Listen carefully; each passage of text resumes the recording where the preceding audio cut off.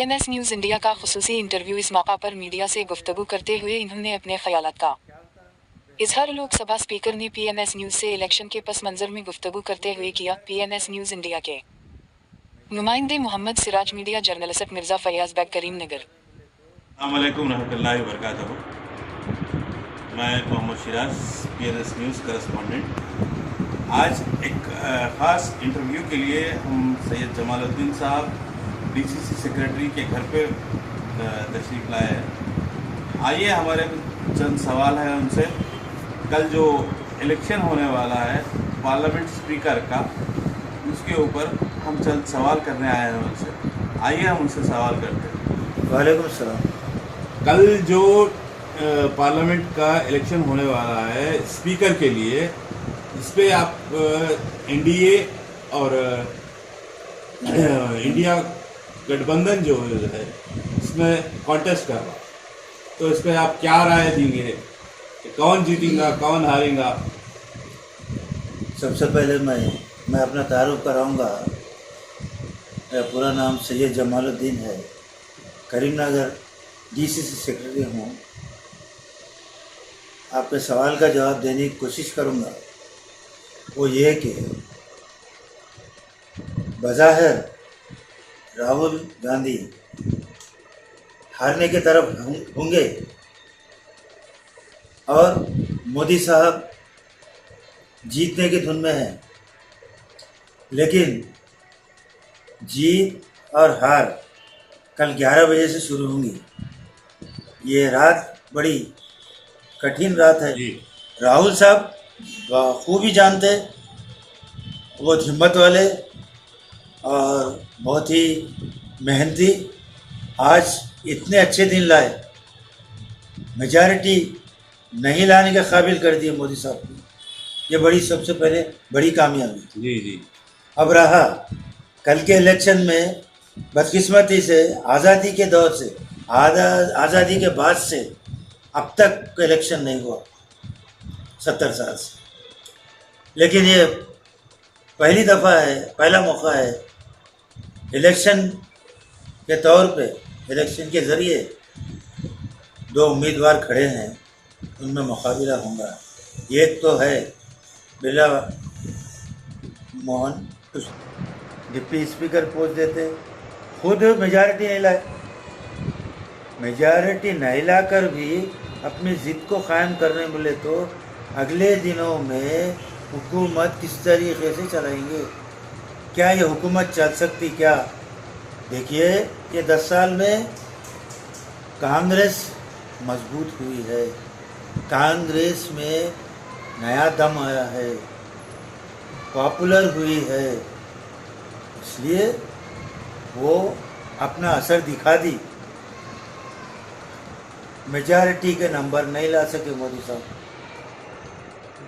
फिर उस पर भी उनके तीवर उनका मामला अपोजिशन के साथ रहमदिली का मादा नहीं है उनके पास। तो जो 400 पार बोल रहे थे, वो 400 छोड़ के 300 भी पार नहीं कर सकते। देखिए, दरिया पार थे पहले दरिया पार थे, समझे मैं हमेशा दरिया पार ही करूँगा। लेकिन दरिया के भंवर में जो फंसे, वो भंवर क्या है? राहुल गांधी जी। राहुल साहब, मैं उनकी तारीफ़ करता हूँ।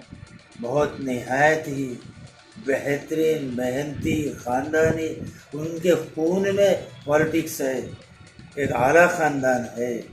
वो निसार कर दिए कि मैं आपके स्पीकर को मैं मदद करूंगा, मान लूँगा, सिर्फ डिप्टी स्पीकर का वोट दीजिए।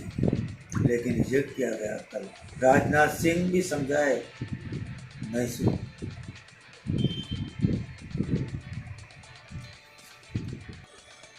पहले आपको क्या लगता है कि इलेक्शन में कौन जीतेगा? ये तो देखिए, कल की सुबह रात बड़े तकलीफ से गुजरेंगी मोदी साहब को, राहुल साहब को नहीं गुजरेंगी। राहुल साहब बड़े बात इत्मीनान की सांस ले रहे हैं। मेरे ख्याल में ऐसा भी हो सकता, मोदी साहब का कैंडिडेट हार भी सकता, इसलिए कि हम देख रहे थे थोड़े अपोजिशंस में मिले हुए हैं, इनकी जमात के बीजेपी के थोड़े लोग मिले हुए हैं। हो सकता मोदी साहब के कैंडिडेट हार जाएं और हुकूमत भी ख़त्म हो जाए। हार जीत तो लगी हुई है। मेरी राय में तो जीत कांग्रेस की होगी। मैं तो समझ रहा हूँ वो एक बड़ा इम्तिहान है। कल का दिन बहुत बड़े इम्तिहान का है कि मोदी साहब की हुकूमत रहना या जाना। इनको कोई परवाह नहीं है। कांग्रेस हमारे राहुल साहब को कोई परवाह नहीं है। वो इस बात से कर रहे हैं, हाँ एक पॉइंट है, वो इस बात से कर रहे हैं कि अपने देशवासियों को, हिंदुस्तान के देशवासियों को बताना चाह रहे हैं कि मैं बेदम नहीं हूँ, दमदार हूँ, मेरे पीछे पूरी आवाम है, मैं मुकाबला करूँगा चाहे हार हो या जीत। जी, इसलिए वो मुकाबला कर रहे हैं। तो ये थे हमारे साथ जनाब जमालुद्दीन साहब, डीसीसी सेक्रेटरी करीमनगर। आपका कहना ये था कि दुनिया समझ रही थी मेरी कश्ती कवर में है, मगर तूफान कर रहा था मेरे अज़्म का इशारा।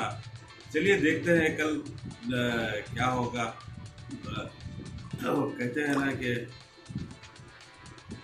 मुद्दई लाख बुरा चाहे तो क्या होता है, वही होता है जो मंजूर खुदा होता है। PNS न्यूज़ के लिए मैं मोहम्मद शिराज, करस्पॉन्डेंट करीमनगर। फयाज के साथ मैं शिराज करीमनगर।